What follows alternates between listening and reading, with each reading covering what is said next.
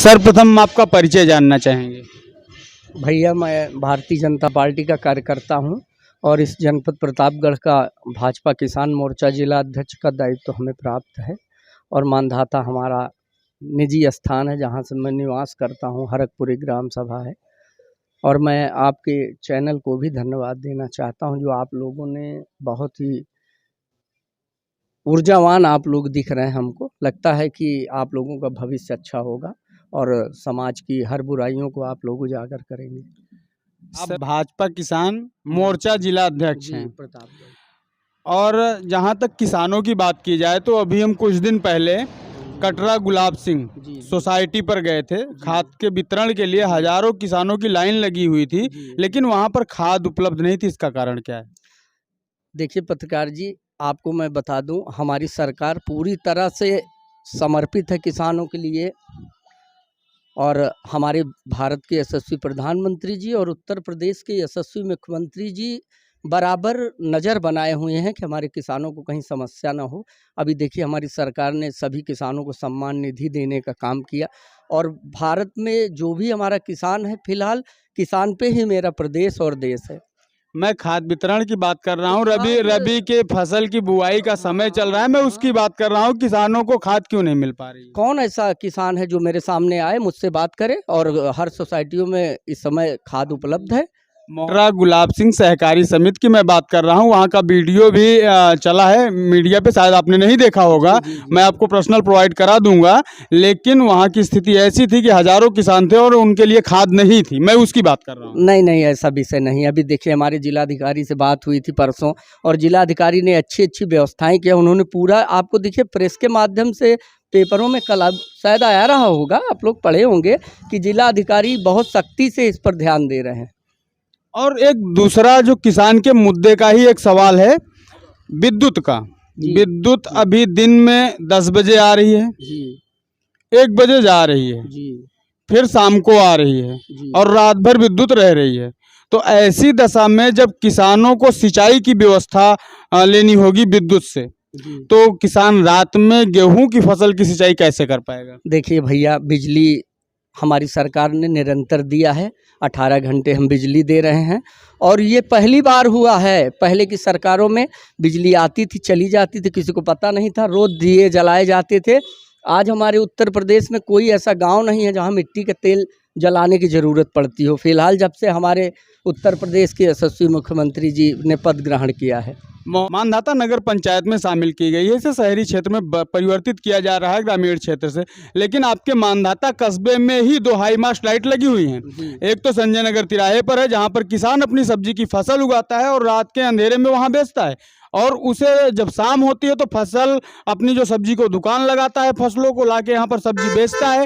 वो सब्जी बेचने में उसे जो समस्या होती है, उसके निवारण के लिए हाई मास्ट लाइट क्यों नहीं सही की जा रही है? बिल्कुल पत्रकार जी, ये आपको संज्ञान में होगा। हमारे भारतीय जनता पार्टी के यशस्वी विधायक आदरणीय हरप्रताप सिंह के द्वारा यह हाई मास्ट लाइट लगाने का काम किया गया था।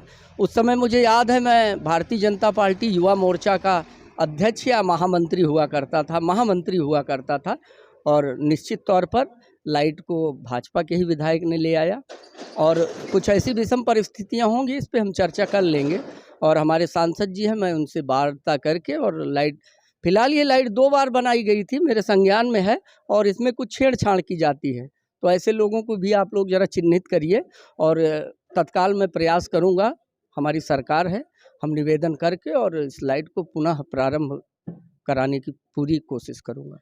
क्षेत्र की जनता ये चाहती है, क्षेत्र की जनता की मांग भी है कि मानधाता कस्बा है, बड़ी मार्केट है, यहाँ पर कोई सार्वजनिक शौचालय उपलब्ध नहीं है। बाजार आने वाले या दवा के लिए आने वाले लोगों को शौच की जब समस्या होती है तो एक बहुत बड़ी समस्या बनकर रह जाती है और कोई उस समस्या का यहाँ पर कोई निदान नहीं है। तो इस दिशा में आपकी सरकार या क्षेत्रीय विधायक कब तक कार्य करेंगे? यहाँ पर सार्वजनिक शौचालय का निर्माण कब होगा?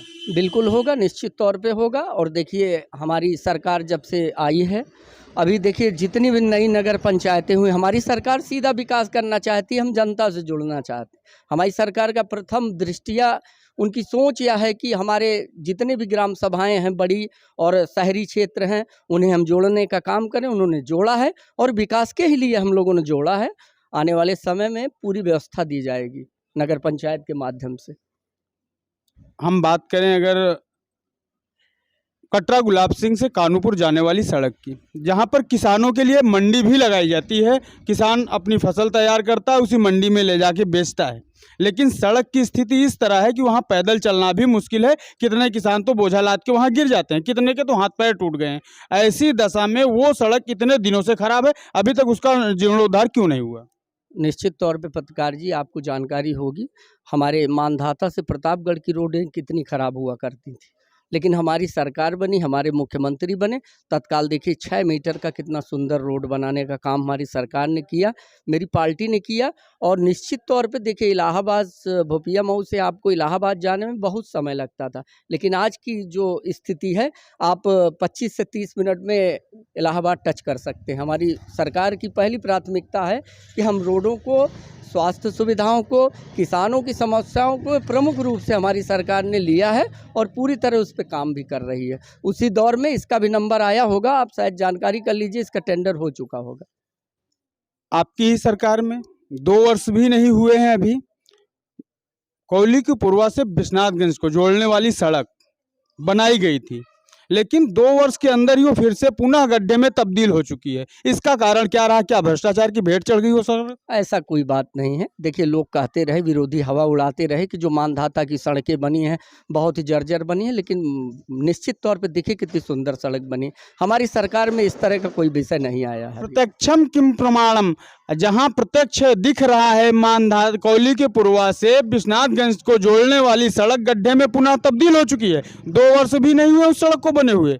ऐसी दशा में किस प्रमाण की हो सकता है? किस प्रमाण की आप बात कर रहे हैं? किस चर्चा की आप बात कर रहे हैं? ऐसी दशा में वो सड़क अगर गड्ढे में तब्दील हुई है तो ये कहने में जरा भी कुरेद नहीं है कि भ्रष्टाचार की भेंट चढ़ी है वो सड़क। निश्चित तौर पे आप सही बोल रहे हैं, आपको शायद जानकारी नहीं है पत्रकार जी, वो सुधार के लिए आई थी, कुछ पैसे आए थे मरम्मत के लिए, हमारी सरकार ने सभी सड़कों को दिया है।